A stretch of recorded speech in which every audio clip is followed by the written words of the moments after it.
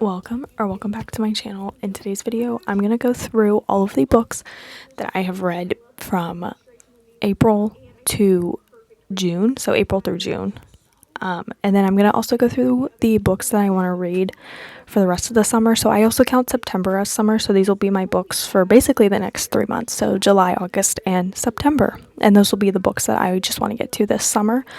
So starting off, the first book I read in April was Hidden Pictures by Jason Rekulak. I gave this a 3 stars originally when I read it, but now that I think about it, with how much it kept me on my toes and how much I wanted to keep reading it and keep going in the story, I'm going to give it a 3.5 instead. And then I read Alone with You in the Ether by Olivia Blake.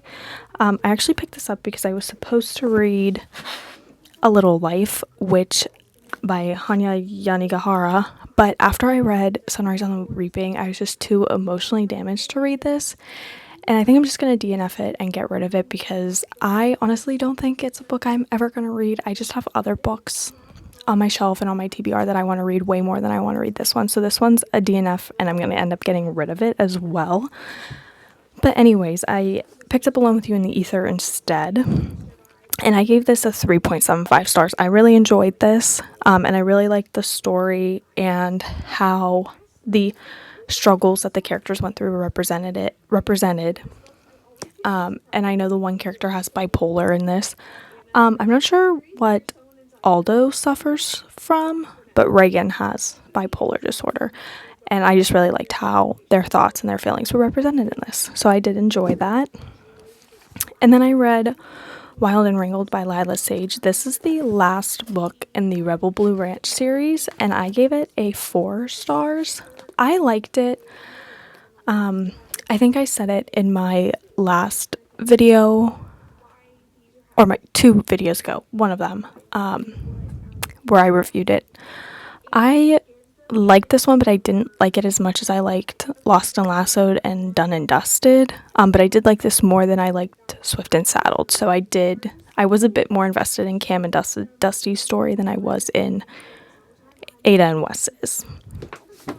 And then in May, I went to Mexico and I was pretty busy moving and stuff. So I only read 2 books in May instead of 3 like I usually do. Give me a second. My cat is being bad. I only read 2 books in May. The first one I read was The Bell Jar by Sylvia Plath, and I gave this a 3.5 star. I used the audiobook to read it because I read it on the plane ride to and from Mexico. But I did give it a 3.5. I did like it. I don't really remember what it's about, which I usually don't. So like I said, the first book I read in May, since I only read 2, I read The Bell Jar by Sylvia Plath. I listened to the audiobook of this on the plane to and from Mexico, and then half of the time I was in Mexico because I was just so busy doing other things there that I didn't really actually read it.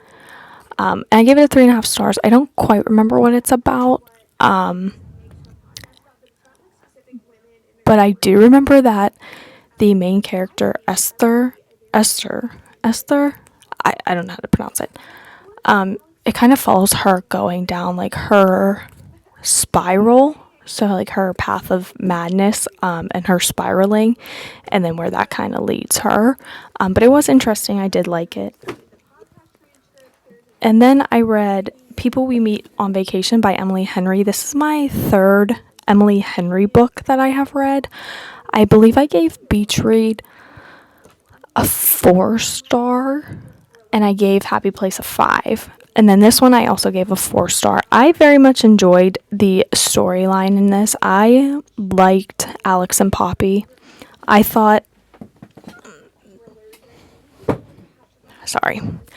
that it was very good storytelling, and I've heard some people say that this story is kind of boring, but I liked their story. So I'm excited to read the last 3 books of hers I have to read, which are Book Lovers, Funny Story, and her new one that came out, Great Big Beautiful Life. Sorry, my cat's being a bit of a nutball behind me. And then June, the month that just passed, I wanted to read 4 books to make up for the book that I missed in May, but I actually only ended up reading 2 again in June just because I I think I've been kind of in a reading slump since reading Sunrise on the Reaping and then forcing myself to read the 3 books in April. And then between vacation and life and stuff, I think I just haven't been really into reading as much as I wanted to be. So I'm going to try and maybe read 3 this month. And then if that goes well, I can add 4 to September and August to kind of get myself back on track for the 36 books I want to read. Even though my Fable says 24, I do want to try and read 36 still. But the next one I read was Have I Told You This Already by Lauren Graham. And then these were just like stories from like her time in Hollywood. And they were interesting. I liked them. I really enjoyed them. I don't rate memoirs or anything like that, so this has no rating for me, but I did very much enjoy it. And then the last book that I read in... Oh, my tabs are going to fall out. Little tab things. Give me a sec. And then the last book I read in June was Collide, which I just finished this yesterday, and I'm going to give this a 4 stars. I very much enjoyed it. I know I've seen a lot of mixed reviews about this one, just because of how it is, and like some don't like the writing style, some think it's boring, some don't like how much spice there is. I mean, I personally don't think there's a lot of spice in here. I mean, compared to like other books I've read, this one doesn't have that much spice, and personally, if I don't want to read spice, I just kind of like find where it starts, and wherever it starts, I just kind of skim through until it ends, and then I just pick up from where it ends, wherever it's at. So I do that. So spice doesn't really bother me too much. So for me, there's not a lot of spice because sometimes I just skip over it because I don't want to read it, which is completely fine. If you want to read it, you can read it. But yeah, this one was pretty good. I give it a 4 stars. I understand why people were giving it like lower than that, like 3 stars and stuff, but I'm a sucker for a hockey romance, so I did enjoy this one. And those were all of the books that I have read from May through June. Not May, April through June. So I'm going to go ahead and get into the books that I want to read this summer. Okay, so I'm going to go through all the books that I want to read this summer. Like I said in the intro, I do count September as the summer still, just because I still kind of get summer vibes. But closer to the end of summer or the end of September, I will read more like fall books. So like half of September is summer for me. So the other half of September will probably be like books that I feel like are fall based. So I can kind of get in the fall reading mood. So starting off, I'm actually currently reading this book because July just started yesterday, but Jackpot Summer. This one, I always go into my books blind, so I like barely know what anything is about, but I think this one is about, so I guess their dad dies and they like go buy Powerball tickets, and I guess one of these Powerball tickets ends up like winning or whatever, so I think it's about that and them like going through and selling their beach house, because it says that their widowed father puts their Jersey Shore beach house on the market. So they're like going through everything and like packing up their childhood memories and everything like that, which I think is really, it's going to be very interesting. I like when authors write grief in their stories. Like I know Emily Henry did it with Beach Read, and there's a couple of other books that I've read that they've done it in. Oh, Summer of Broken Rules by Kale Walther. She's done it, so I just like seeing how authors write grief and how they deal with it. So I think this one would be very interesting. And this one's by Alyssa Friedland. So I have started this as of yesterday. I think I'm only like 5 pages in, so not much has happened. And then the next one I want to read is Just for the Summer by Abby Jimenez. This will actually be my first Abby Jimenez book that I am reading. Again, I don't know what really any of these books are about. I've heard what they're about and I've seen reviews on them and I've thought that I would like them, so I've just picked them up. So this will be my first one, so I'm hoping it's good.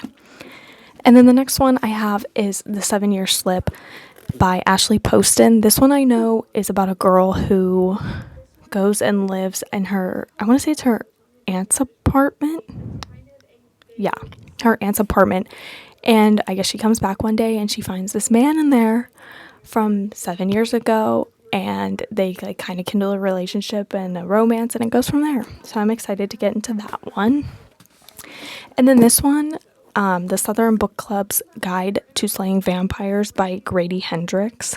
I was actually going to read this in like October originally, but I bumped it to August because I think it was Jolie Reeds read it, and she said it was more of like a summer setting thriller, mystery thriller, horror.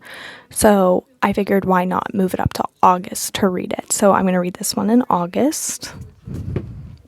And then I have Matthew Perry's Friends, Lovers, and the Big Terrible Thing, his memoir. So all about his life, his time on Friends, his drug addiction, all of it.